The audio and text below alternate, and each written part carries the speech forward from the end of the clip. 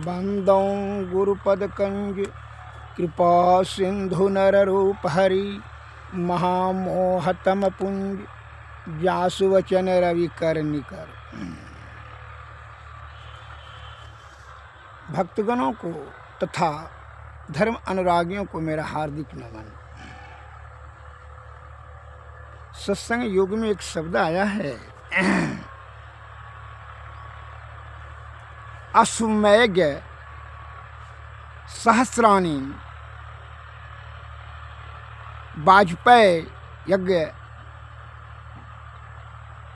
तानी सुषमना ध्यान वश्य फलाम नाहरहंती शोषश्रम, अर्थात हजारों अश्वमेध और सैकड़ों वाजपेय यज्ञ सुषमना ध्यान योग का 16वां भाग भी नहीं है।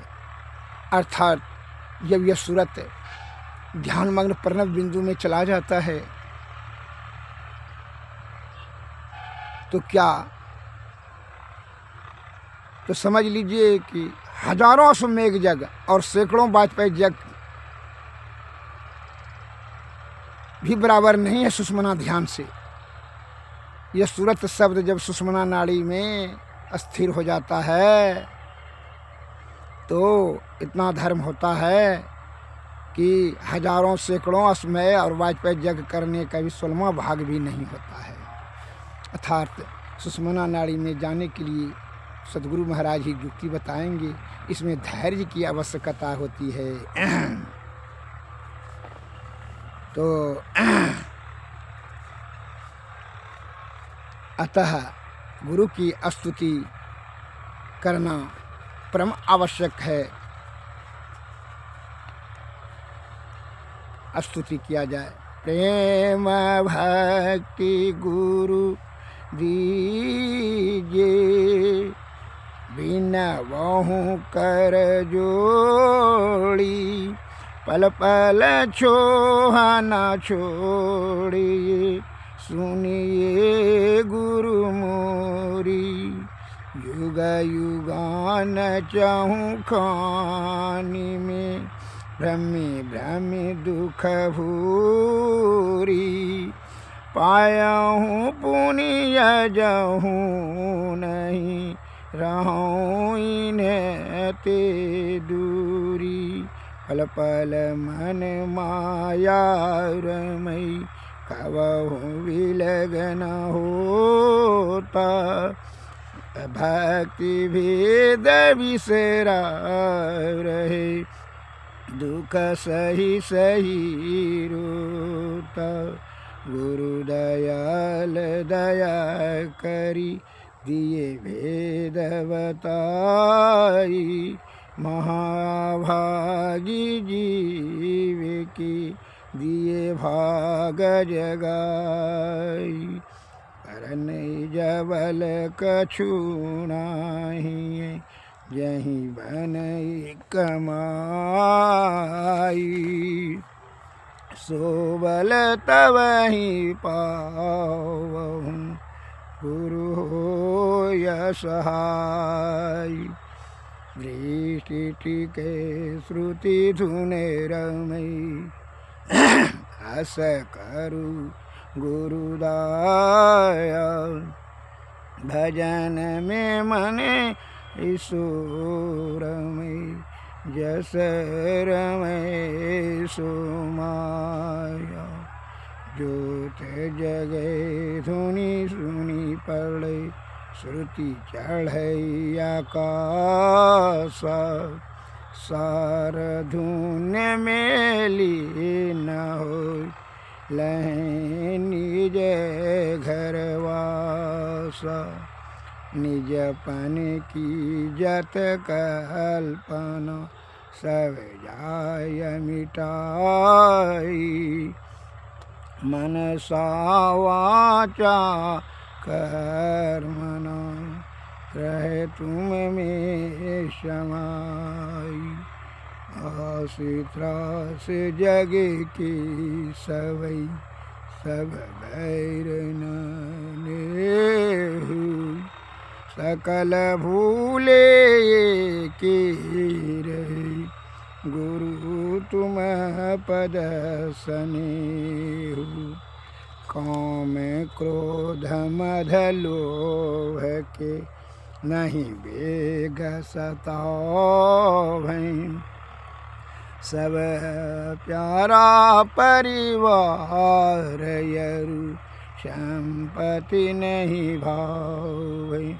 गुरु ऐसी दया करिए अति होय सहाय, शरण शरण होई कहत हूँ लीजिए अपनाई।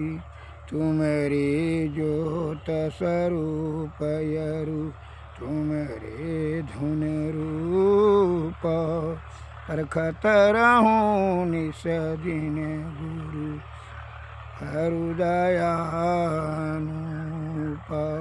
श्री सद्गुरु महाराज की जय, श्री सद्गुरु महाराज की जय। साधना में धैर्य की आवश्यकता है। बिना धैर्य से साधना विफल हो जाता है।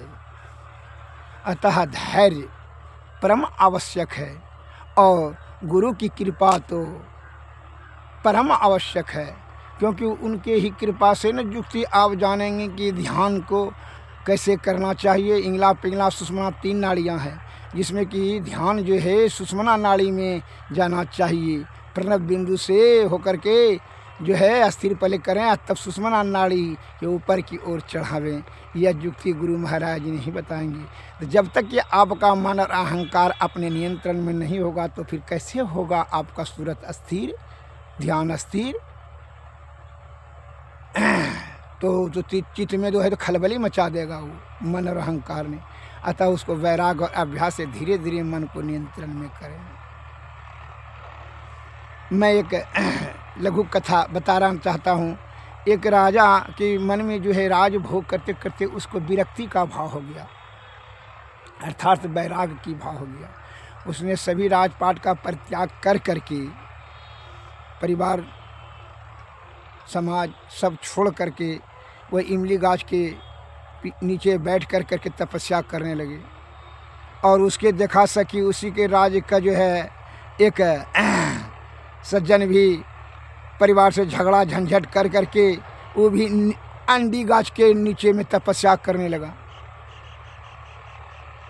राजा के देखा सखी नकली भाव से, असली तो भाव नहीं हुआ, लेकिन वह अंडी गाछ के पास बैठ करके तपस्या करने लगा। तो कुछ दिन के बाद नारद जी आए तो नारद जी से वार्तालाप किए, पूछे राजा साहब ने, नारद जी आप तो ब्रह्मलोक विष्णु लोक जाते हैं तो भगवान विष्णु से पूछ लेंगे कि हमको कब दर्शन देंगे। कहा ठीक है हम पूछ लेंगे, कौन बड़ा भारी बात है। और अंडी गाछ के निकट में जो तपस्या कर रहा था वो सज्जन नकली, तो उसने भी कहा कि ऋषिवर हमरा भी बारे में पूछ लीजिएगा कि अंडी गाछ के निकट जो सज्जन तपस्या करते हैं वो कितना दिन में भगवान विष्णु दर्शन देंगे। तो ठीक है पूछ लेंगे, कौन बड़ा भारी। वो नारद जी फिर पूछ करके आए तो इमली गाछ तर जो बैठे हुए राजा साहब तपस्या कर रहे थे कुछ दिन के बाद आए तो पूछते हैं कि हाँ राजा साहब पूछ लिए। तो भगवान विष्णु ने कहा कि जितना पत्ता है इमली गाछ में उतने दिनों में राजा साहब का तपस्या पूरा होगा, तब जो है वहाँ उनको दर्शन देंगे। तो बड़ी खुश हुआ, बड़ी प्रसन्न हुआ कि इसका मतलब दर्शन देंगे। इनको दृढ़ संकल्प हो गया तो और कस कर करके ध्यान करने लगे। और वो अंडी गाछ पर जो है के नीचे में जो तपस्या करता था सज्जन नकली तपस्या, तो उसको भी जाके बताया कि जितना अंडी के गाछ में वृक्ष में पत्ता है उतने दिनों में ही आपको दर्शन देंगे। भगवान का ऐसा ही कहना हुआ। तो बड़ा उदास और निराश हुआ और अधीर हो गया कि ये इतना अंडी गाछ में इतना पत्ता है, इतना दिन कौन करता है। मैंने उसको जो है ना विषय की तरफ ध्यान चला गया, तो नकली था ही। इसलिए कहते हैं खुशबू आ नहीं सकती कभी बनावटी फूलों से, और सच्चाई छुप नहीं सकती कभी बनावटी असूलों से। कागज के फूल से खुशबू नहीं आ सकता है, उसी प्रकार बनावटी असूल से सच्चाई नहीं छुपा जा सकता है। उसको सच्चाई तो यह था कि उसको तो दृढ़ता था नहीं, अधीर जो कर करके दो इतना दिन को उसको चल दिया। फिर परिवार से जाकर सुलह सर्व कर परिवार में मिल गया गृहस्थाश्रम में। ये राजा साहब तो खुशी के मारे गदगद हो गया और तपस्या में लग गए, और मुश्किल से 2 दिन नहीं हुआ तो भगवान साक्षात प्रकट हो गए दर्शन देने के लिए। दर्शन दिए और निष्पाप हो गया, अर्थात मोक्ष हो गया। तो राजा साहब ने नारद जी से कहा कि नारद जी ने तो कहा था, भगवान से बोले कि इसका मतलब नारद जी झूठ बोले, क्योंकि नहीं वो बोले सही, लेकिन तुम्हारे में दृढ़ संकल्प हो गया और धीरज पूर्वक जो तुमने जो तपस्या में और शुद्ध चित्त आत्मा से लगनशील होकर दृढ़ संकल्प से जो तपस्या शुरू कर दिया, इसलिए मैं बहुत प्रसन्न हुआ। तुम्हारे निश्चल निष्कपट भाव से जो तुमने हमको स्मरण किया, इसलिए वह शर्त विफल हो गया और मैं बहुत खुश हो गया। मांगो जो वरदान मांगना है।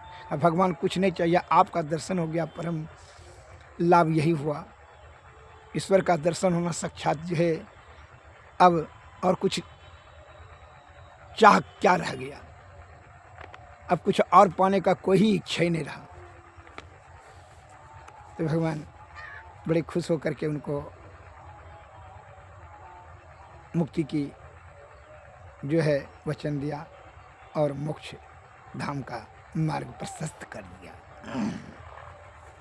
अतः शुद्ध चित्त आत्मा से धीरज पूर्वक जो करते हुए कार्य में सफलता प्राप्त अवश्य होता है, इसमें जरा भी संशय नहीं है। भक्तगणों को कहने का तात्पर्य है कि शुद्ध चित्त आत्मा से ईश्वर को स्मरण करें, ध्यान करें, तभी जो है वह ध्यान सुषुम्ना नाड़ी में जाएगा। और बहुत से नकली देखा सकी ध्यान सत्संग करते हैं तो वह इंगला पीला में आँख बंद कर देता है, कहता है परिवार का पोता नहीं पढ़ने के लिए गया है तो मकान नहीं खरीदे हैं, दुकान नहीं करते हैं, वह दुश्मन को मारेंगे, ये दुश्मन को पछाड़ेंगे। ये सब भाव से उनका कार्य क्या होता है, सफलता नहीं मिलता है, विफल हो जाता है।